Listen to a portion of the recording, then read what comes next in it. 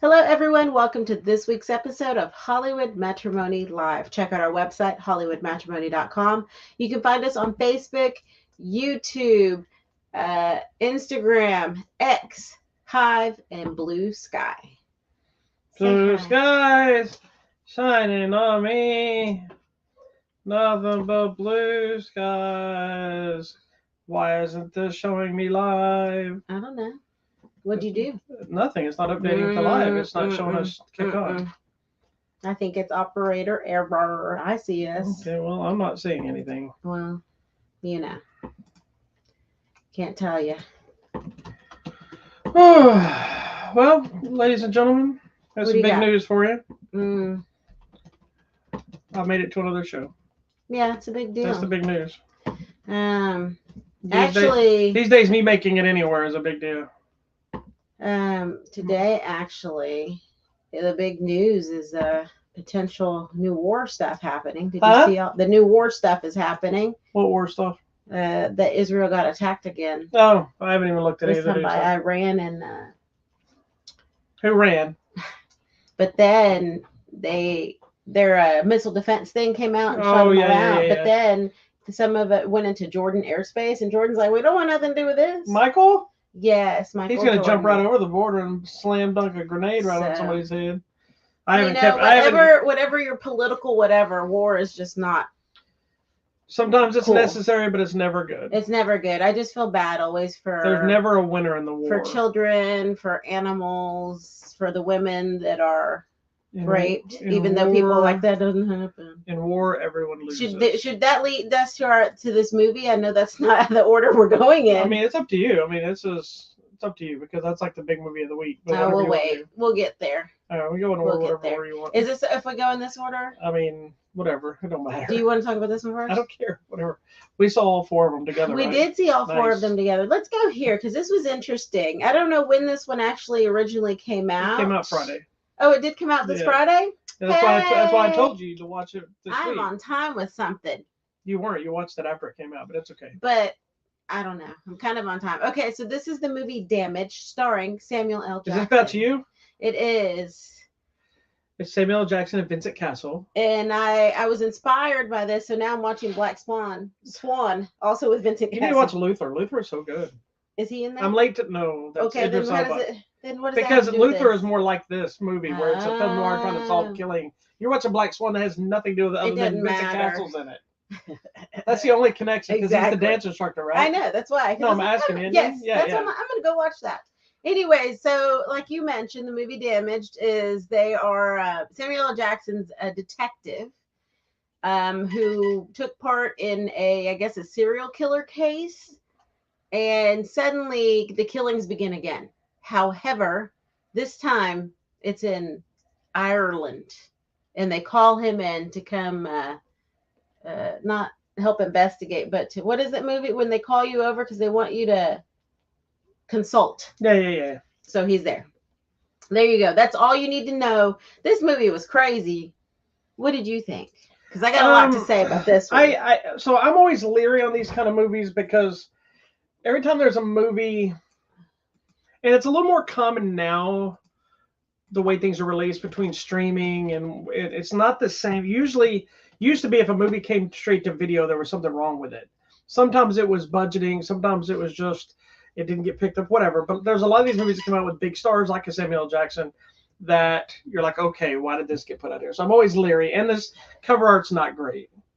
It's kind of cheesy look. So I love Samuel L. Jackson, so I was all in.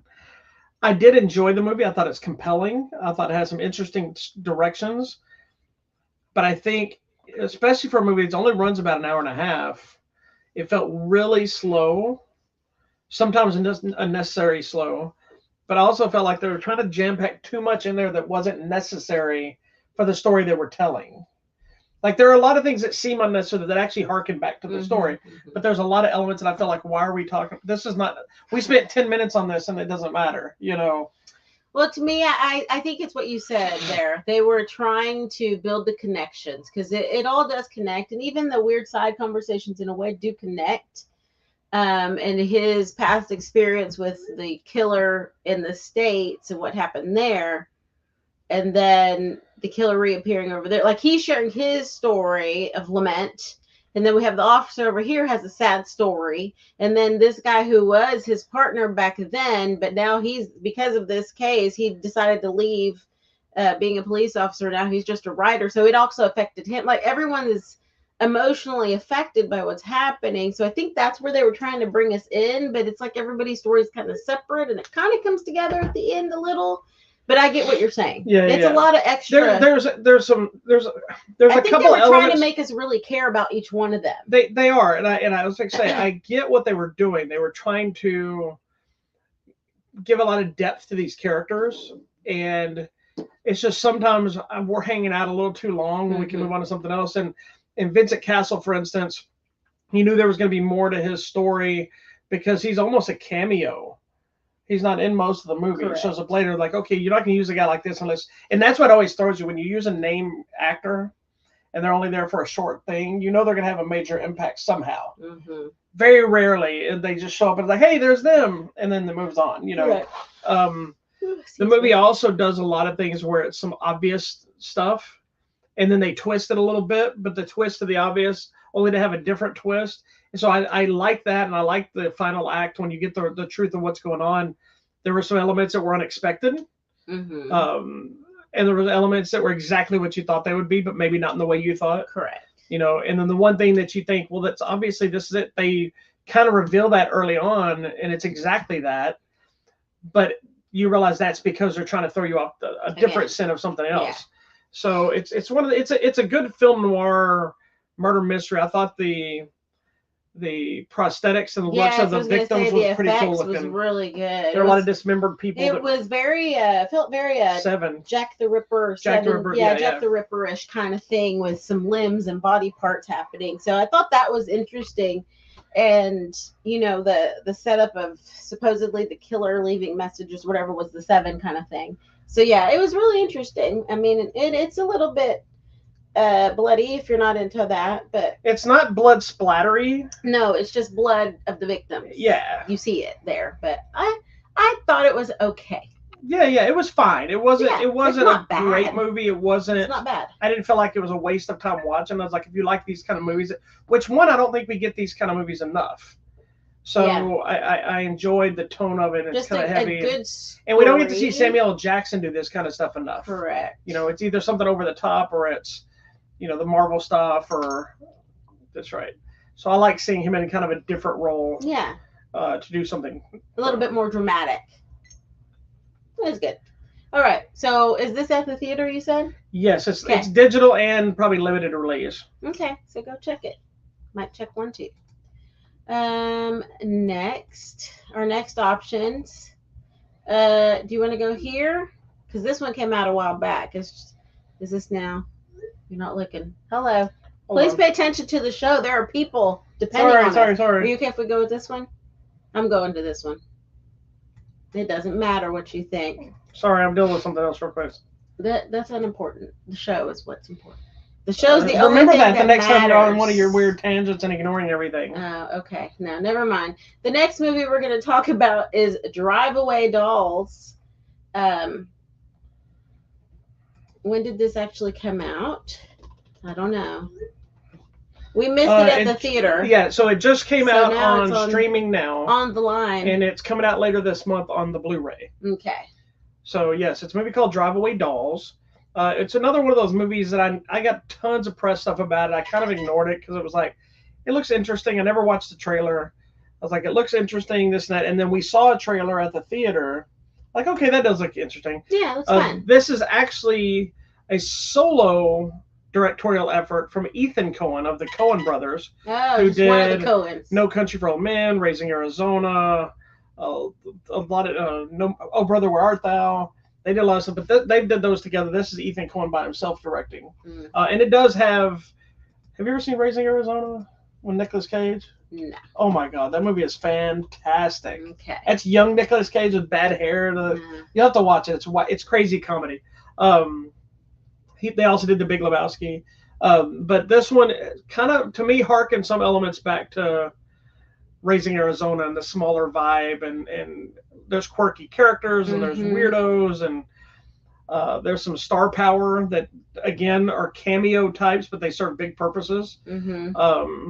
I enjoyed this movie way more than I thought I was going to. It's a lot of fun. I mean, I was kind of looking forward to it because I thought it was going to be really funny and just quirky, and it was. It's very quirky. So if you're not into, I guess, the Coen type things, maybe it's a little too quirky, but I liked it. And I think some of the characters are over the top on purpose, though. But I like it because each one like brings some big energy, and I think that's what I liked. Like even the other girl who's very quiet and reserved, but that's her energy, and she's just bringing that compared to the other girl who's really loud, but it works really well. Well, they have a very good dynamic of friendship, being polar opposites, and one feeds the other one. The movie alone, it's a stereotypical story of people misunderstanding who somebody is and getting thrown into something they have nothing to do with.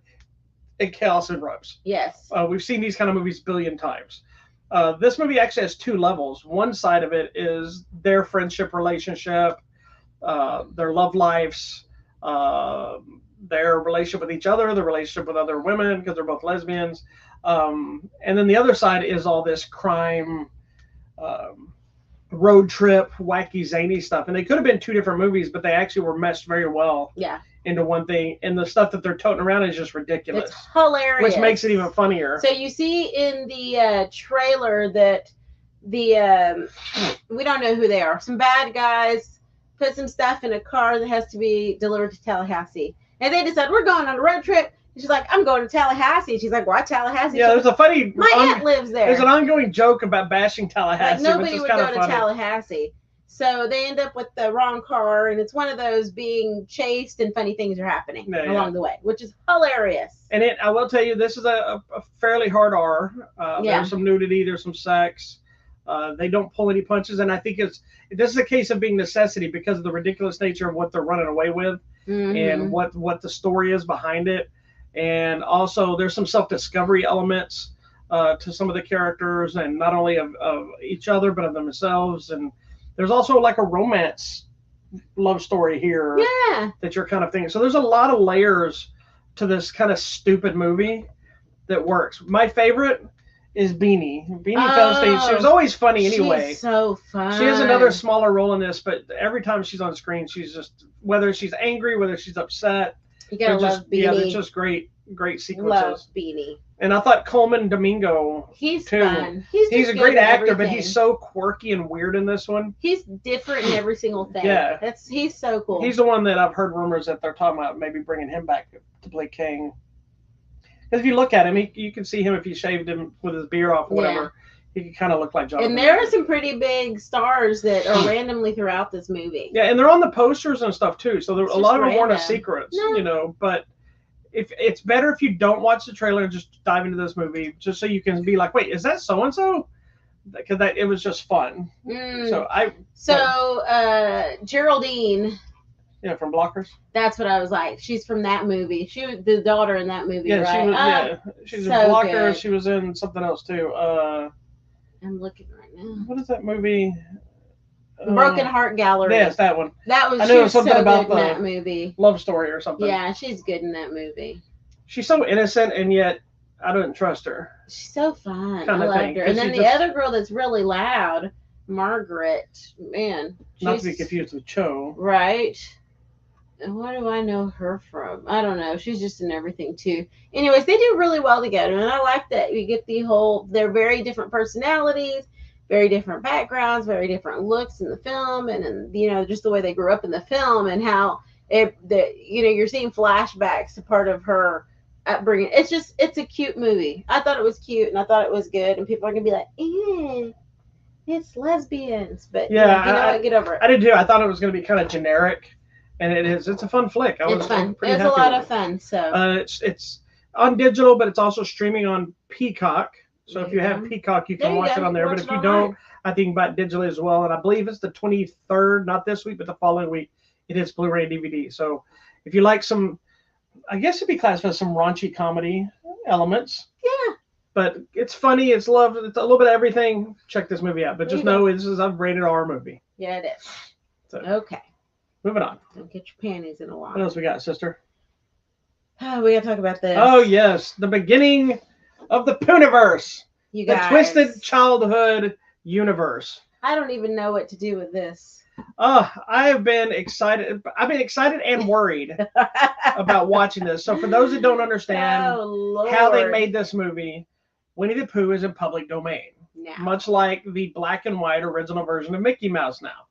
So what Steamboat that means, Willie? huh? Steamboat Willie Yes. or actual Mickey? Oh, No, Steamboat Willie version of Mickey Mouse is now Gotcha. public domain. So now you can do parody. Yeah, so like even like the Um, comic Savage Dragon I read, Yeah. that version of Mickey Mouse has now showed up in the book twice, and he's perverted and weird, but he's still Mickey. They still call him Mickey or whatever. But Wow. so, but there's a gray area that you have to what, but it's very specific. Technically, this would be parody. Winnie the Pooh was a book before it was belonging to Disney, and so it went into public domain. So you can kind of do what you want with it now, all the characters and everything else. So this person, Rice Frake Waterfield, who directed this film, put out this movie, Winnie the Pooh, Blood and Honey, which is a slasher flick featuring Winnie the Pooh and the cast of characters from the 100 Acre Wood. And this movie caused controversy because there was a teacher at a school, right? Supposedly. I think so, yeah. I don't know if this is a myth or supposedly, you check and see if it's for real, that supposedly showed the movie because they thought, oh, it's Winnie the Pooh. And they showed it in school, and I think she got fired. I'm pretty sure if that's really true. I'm pretty sure if you showed this movie anywhere, but if you didn't notice from this cover art, or that the underscore was Blood and Honey, or that Winnie the Pooh was written in blood, that you deserve to get in trouble. So anyway, so fun story about this movie. The movie did so well with fans. This is kind of a Terrifier situation. Yeah. That it got a cult following. It was doing really well. They're just now putting it out, or it just now came out on Blu-ray and stuff through Shout Factory. Yes, this is true. Shout. In October of 23, it was shown at a school in Miami, Florida. Of course, it's Florida. And so the premise of the movie, which actually makes sense. I was worried how they were going to make this make sense. Yeah. And was it going to be ridiculous? I still have some questions about logistics, but I'm letting it go. What logistics? It's Hulk pants. What logistics? Were they Christopher Robin size? Because he shows up as an adult. No, he was a kid back then. So they all grew together. They grew together. Because Winnie the Pooh's adult man size. But he also came out of that 100 Acre Wood at some point, and so I think it changed them too. But the movie starts with some animation. Yes. And basically the premise is, without spoiling anything, and what really caused them, there's a specific act that causes them to become this crazed, insane versions of themselves. But the basic premise is Christopher Robin grew up and went to college. So he left the 100 Acre Wood, left them all to their own devices. Because they weren't there, he wasn't there to play with or be around. They all got depressed, and then the 100 Acre Wood, kind of like any imaginative world, started to die off, and so they had to do something to save themselves, which then caused the chaos. And so the movie is basically Christopher Robin, and he's returned with his fiance, and then everything goes out the window, which, to my surprise, was only a portion of the film. A whole nother series action happens into that, and this is a full-on slasher flick, bloody, gory, some good kills, makes total sense, and it was a blast. I really love this movie. It is crazy. It is a good slasher movie, and although I hate to admit it, I did enjoy it. And there's only two characters really in the movie. Yeah. It's Pooh and Piglet. Mostly, because they're still together. They're best friends. But have no fear, because I believe, if my understanding is correctly, they have done Winnie the Pooh Blood and Honey 2, which is already done. It's already been shown. I believe Rabbit and Al and some of the others show up now.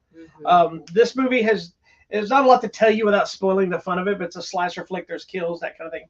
But the bigger news with this is this movie's done so well that it has now introduced the Pooniverse, which is actually being deemed the twisted childhood universe. Yeah. And that is leading into, hold on, let me pull up. I'll tell you all the different ones. I should have had you pull up the poster to put up there to show it, but I'll just tell you. So the Pooniverse, they're leading to a big movie. They're pulling a Marvel, And all the movies they're going to make individually are going to lead up into the Poohniverse Monsters Assemble. This And thing? well, yeah, that's the Monster Assemble, but no, there's one that has all the different movies. So the movies that we Let have, me we add have it real quick. Blood and Honey, we have Blood and Honey 2. We have Bambi the Reckoning, which they have dropped a trailer. Is Baby gonna come back? They have dropped a teaser for which, and it looks fantastic. Peter Pan's Neverland Nightmare, which we haven't seen anything from yet.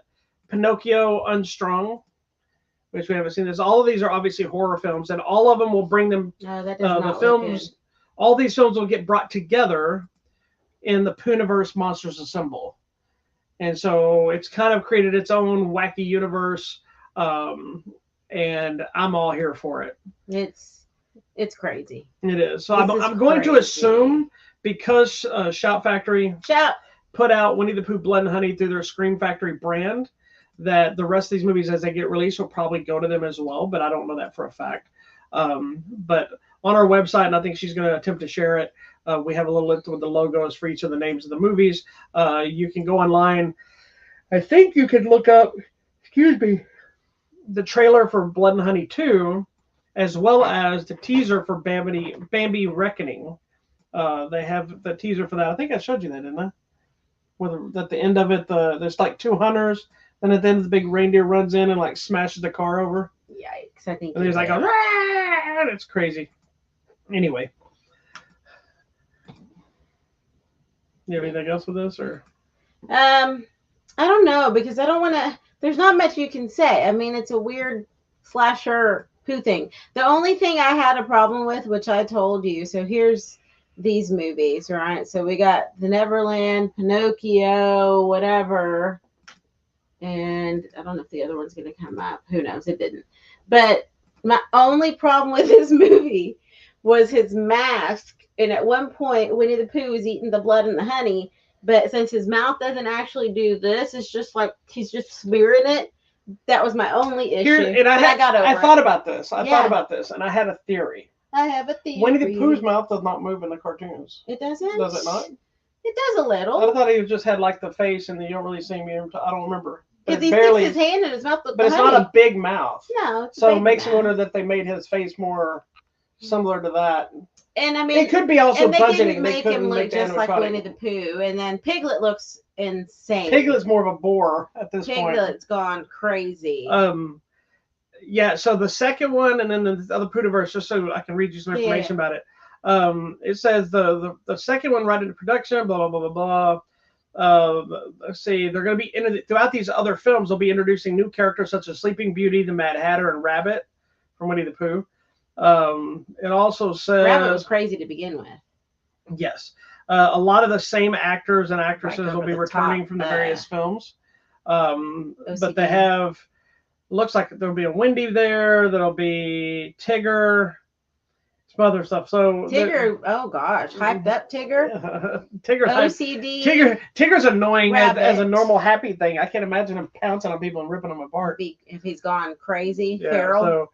So now this is an acquired taste. If you like weird mashup horror films, or if you like slasher flicks, I think you'll enjoy this film. It's really well done. It doesn't feel cheap. It has your normal slasher tropes, like the weird naked girl gets killed or whoever. I mean, I'm not gonna lie, I was worried it was gonna look cheap and kind of like an independent film, and it doesn't. No, it looks really good. They did a good job, and you know, just being chased by a giant. It kind of gave me vibes of a mixture of, you know, obviously Winnie the Pooh infused with like Friday the 13th, Texas Chainsaw Massacre. Yeah, very, because it's that slow, and even some high tension. Yeah. And tone and brutality and I don't know if you ever saw Wolf Creek, the Australian, not Wolf Lake, but Wolf Creek. I love Wolf Lake. Wolf Creek's a great slasher flick with a you know, this does bring up the one thing. Here's the one question. You know, at one point you have to decide, do you save yourself or do you try to let everyone else loose before you run?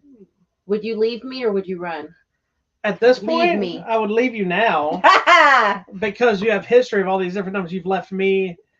But then also I would be thinking about, if I don't take you with me, I'm going to be homeless. So it's not so much, it's more of a self-preservation saving you because I need your paycheck. Right. not you Right, necessarily. I just need you right, to work. Right. 'Cause Anyways, I don't want to move again. but it's actually good. I like I'm my surprised. life. I don't. If I lost you, If you check out Winnie the Pooh, where did I watch Winnie the Pooh? But if you lose, it Wow, real? I would try to save you. You have never once tried to save me from anything. Well, if you were strung up and Winnie the Pooh was going to eat you, I would try. I might be kind of scared though because it's a bear technically. You ran away when a bush jiggled near me. I just did that the other day too outside. And now you're going to tell me a gigantic bear with a sledgehammer, per this picture, is trying to kill me. I'm strung giant up. bear wearing clothes. You're afraid of the bush, but you're going to take on the bear with a sledgehammer. Okay, maybe not. Anyway, this movie is available now on Blu-ray and DVD. It is very strange. It's a great movie. And fun at the same time. It's so weird. It knows what it is, and it just goes for it. It goes all in. I love it. It did. It was fun. I loved it. So I'm sad. It's definitely not for everybody, but it's definitely for us. Correct. All right. Let's talk about the number one movie of the weekend. Was this number one? It is. Not only was it number one, we're talking about Civil War. It was also A24's biggest, I think one of its biggest, if not its biggest opening ever. Wow. This is totally a different Marvel movie than you've seen before. Yeah. There's elements of this movie that are just terrifying. Yeah. So this movie is from writer-director Alex Garland, who made Ex Machina, Annihilation, and more recently made that movie Men. With the weird guy that all looks the same. Yes, they all look the same. But the story is basically, it's kind of a dystopian future where America has divided, which most people think there's no way this would happen, but it's like California and Texas are teaming up, and I guess the rest of the United States, like Florida and wants then some to other join, ones are slowly helping. And some of the countries, the states in the South, like it used to be. Well, and some of the people that talk about, I've had people say, there's no way this would even make sense. No way Texas and California would ever team up against the United States together. But the thing is if you're both want to go against the same thing, if you're both going against the United States government, then obviously you would work together. That's not to say they wouldn't turn on each other later, but it is the North-South mentality. Yeah, it totally was. And I was a little concerned on, was it going to lean one direction or the other? And there's elements you could probably look at it, said it leaned one way or another. But what I saw, the whole movie is about this group of reporters making their way to Washington because amidst the battle, they're talking about a coup to the White House, and so they're trying to get the coverage of that. So you essentially are traveling with the press in kind of this neutral mentality of not picking a side, just covering the battle. But there are elements that you can easily say, well, they chose this or they chose that. But I love this movie. I know she has some issues with it, which we'll discuss, but I did find it scary on some levels because as you're watching this movie, it feels like a normal war movie, but then you realize it's like down the street from your house, and it's like that makes it a little scarier.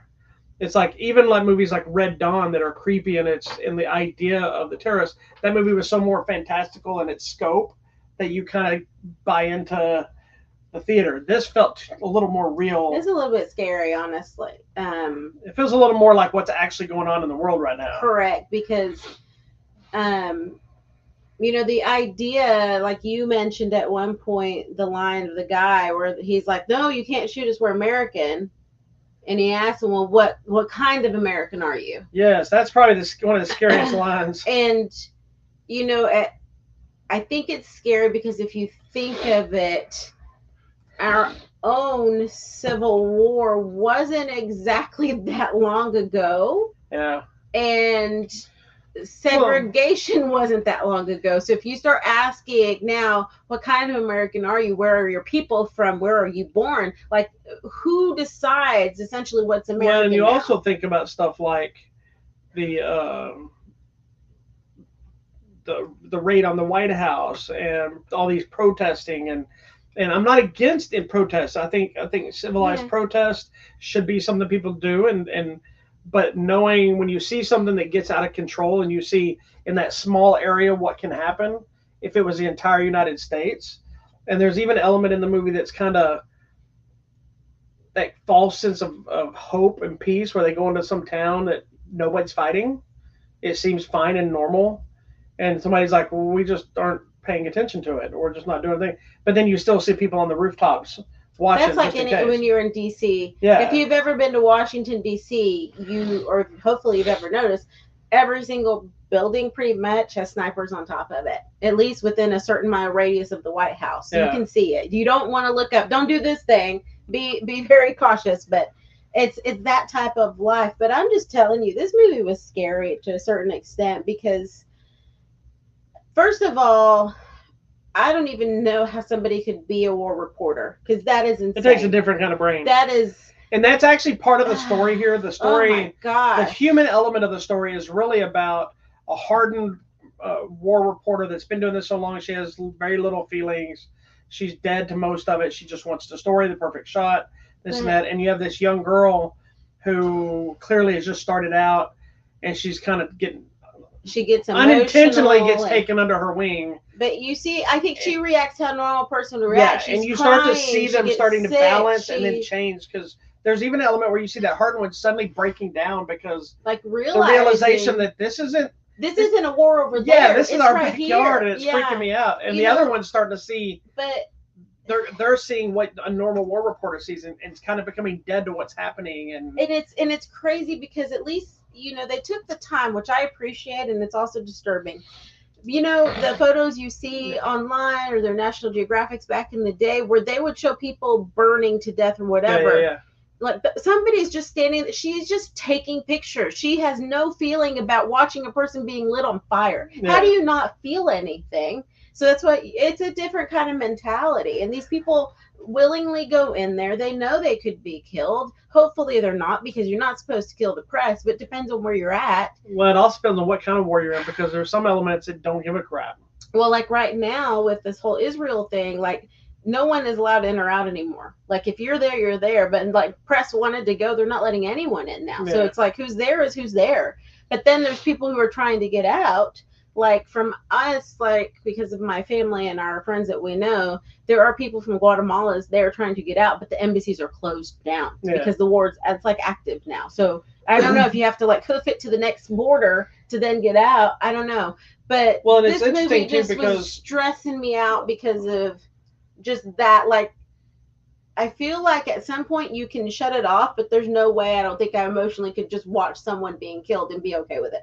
Yeah, and this has got I really loved, and I didn't really catch on with what they were doing, I don't think, until later in the movie, but there's some very abrupt cuts, but it cuts from like this very somber moment to just in the middle of a battle. Yeah. And I think it's on purpose to jar your senses, because there's one moment early on that they're just having a conversation to ride in the car, and then it cuts to a scene where somebody's being shot at. It's loud, and it's I was going to ask, did it feel loud to you? Yes, it was super loud. I loved it. It was jarring.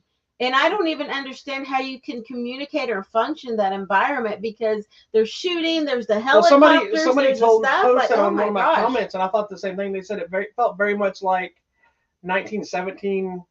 Where you can't hear some of it, but you should be able to hear some of it. I'm just telling you, too, it really the soldiers that are out there. Oh my gosh! And I think it was. I loved it as a movie. I hated it at the idea of what could happen, because if this movie had come out 5 years ago, we would have saw it as a movie. Yeah. You see it now, and everything that's gone on between the last 4 to 5 years, you see it as a possibility, and it makes it a little more uncomfortable to watch. But it also depends on how blind you are to the world, because if you're watching this like, oh, that's a good action flick, you could see it as that. Mm-hmm. And not really connect to what's actually happening. And I think there's some interesting elements on like it could be looked at if they went too many different places on this road trip and too many things happen, but it felt like one moment they're in just a standard throwaway action like shootout battle between soldiers and just civilians. Yep. The next thing you're in the middle of just crazy people. Yeah. And then you're witnessing a camp of people that are just trying to survive somewhere. Well, and see, there's a lot of different. That's why I'm thinking, it's like traveling through an entire battlefield, but using different cities. Yes. You go to the place that's nice and calm, but it's not really.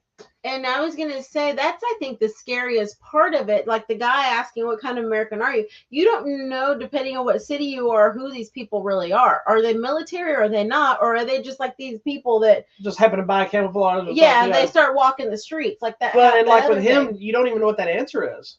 Is he talking about North and South? Is he talking about being an actual American, like in the United States against China or whatever? You know, what answer is right, what answer is wrong? And as he's giving answers, like he shoots some people,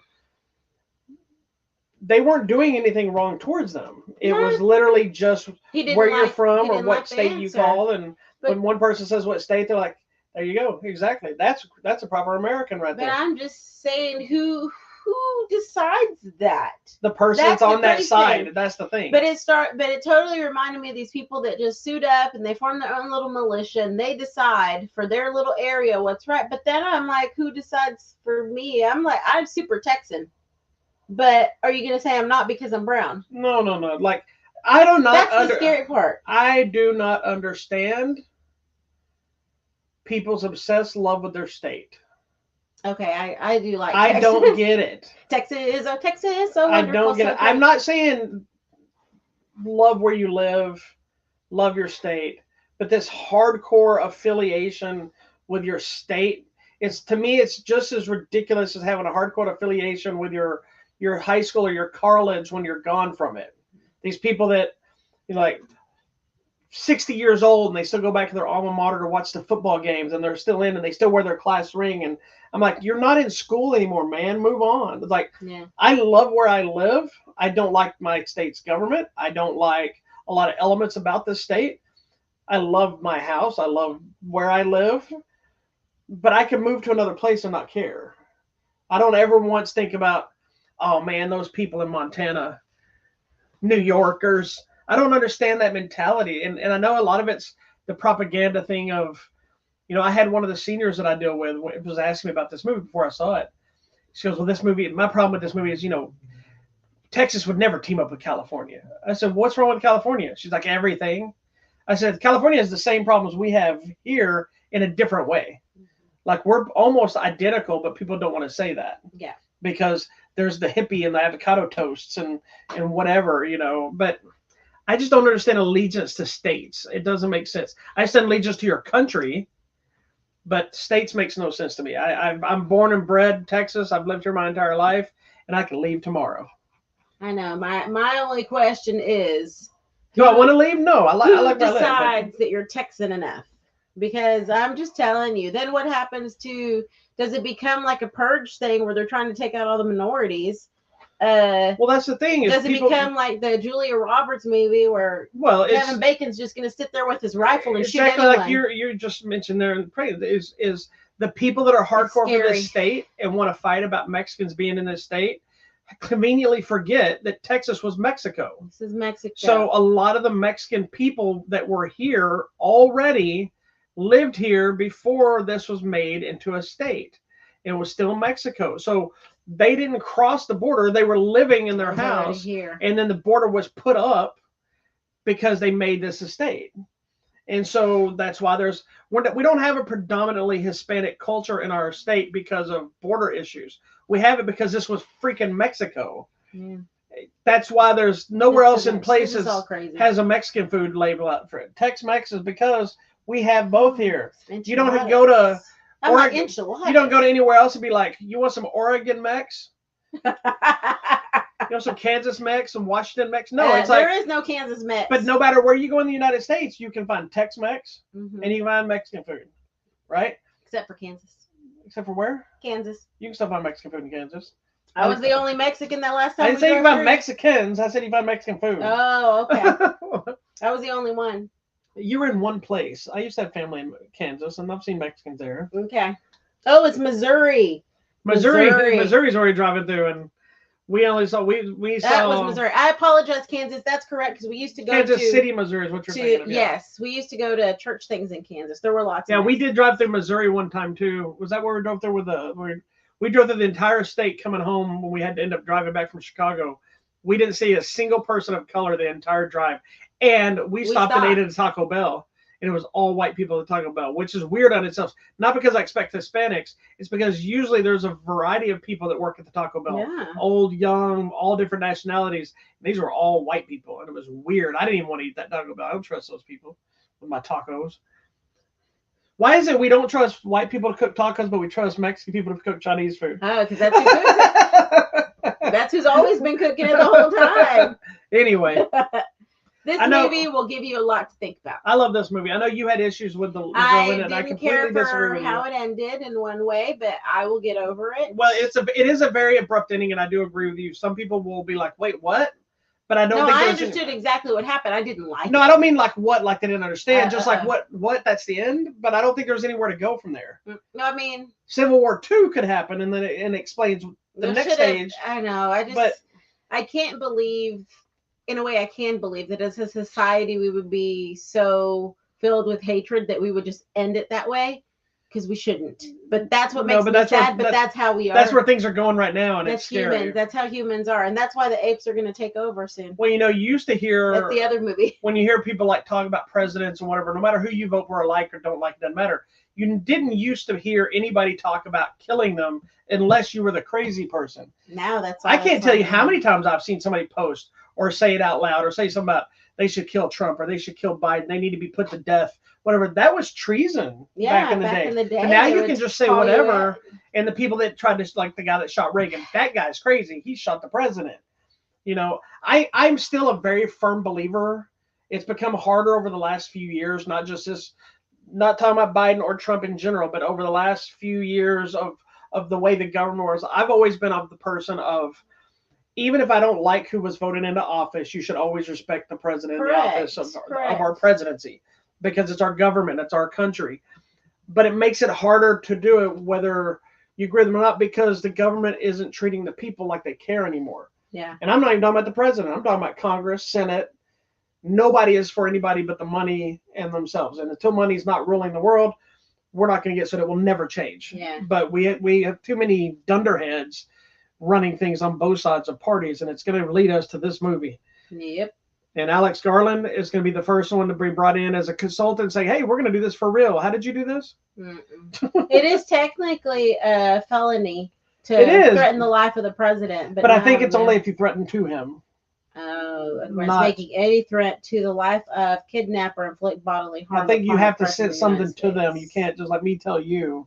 You can't just unless you're standing next to the Secret Service or something and they hear you, they can take you. I see. Because then it's like plotting. But I think there's so many things in the social media and stuff. You can say whatever you want. Nobody cares. That's dumb. Anyway, yeah, Civil War is in theaters. It is. I do recommend seeing this on a very loud screen, big screen. Because the sound quality is amazing. Yeah, it is. It's a little intense. It's kind of jarring at times with the gunshots and the sounds of the helicopters. So I think it adds to the story. Yep. I thought Kristen Dunst was fantastic. Yep. She didn't like the young girl that was in the movie. I thought she was fine. I don't like her face. I just don't like her. That's fine. My wife has a whole thing of picking people's faces and sometimes just not liking them. I just don't. Sometimes somebody just hits you wrong. I don't have any actors that have done that by visually seeing them. She's one. I'm just telling you. For me, I've never had that. I've had a movie that I hated them so bad in that I just hate them in everything else. Even if it was a character, I can't. Like Monica Bellucci, I cannot stand that woman, all because of her annoying me in Tears of the Sun. Oh now she annoys me in everything, even though she's not bad in everything. Well, I just don't like this little girl. She was the girl that played Priscilla in that last Priscilla movie. Oh, she in Ready Player One or Pacific Rim? Pacific Rim. I didn't remember her being in that. I didn't like that movie either. I thought it was boring and dull, that Priscilla movie. And I just didn't care for her either. So, yeah, I think it's just her. I'm sorry. I don't know you. Don't apologize. I don't like somebody it's her and that Dano guy. Paul Dano. Sorry. Paul Dano's a fantastic actor. I just can't get into it. Anyway, sorry. It's fine. You have the right to be wrong. It's just like you don't like Julia Roberts, or actually, I like Julia Roberts now. I didn't like her. She's grown on me as she's gotten older and done some newer stuff. But a lot of my issues with certain people is I just never like any movies they do. I don't discard their talent. Like I don't like Nicole Kidman, but I recognize that she's a good actress. So It's that I just wouldn't. Nothing would make me go watch a Nicole Kidman movie by her. It's Oh, I just will. her. I'm gonna go. There's watch. certain movies I would want to watch. I'm gonna go watch the others. Other movies not any good. I like but it. There's certain things like just because starring Nicole Kidman is not going to bring me to the theater. But when I see the trailer, what it's about, I thought, okay, maybe that kind of thing. But anyway, Civil War is in theaters now. I thought it was fantastic. It's getting rave reviews, but go watch it at your own risk and just be prepared. So there are some striking visuals that could throw your brain off a little bit. Yeah, there you go. All right, I guess that's it. We didn't watch a whole lot this week. That's okay. On the release week of the Blu-rays and stuff, there's actually not much. Star Trek Lower Deck Season 4 is coming out. They just announced Season 5 is going to be the final season. They're releasing a Jack Ryan Ultimate 5-movie collection pack, which I thought they released this on 4K already. But maybe it's just Blu-ray. Now, I have it. I have to go look. Or maybe it's just 4 of the movies instead of 5 movies. I don't know. Affliction, starring Nick Nolte, Willem Dafoe, and Sissy Spacek, and James Coburn is getting the Blu-ray treatment on Shout Select. Taxi, which I believe that's the one that has...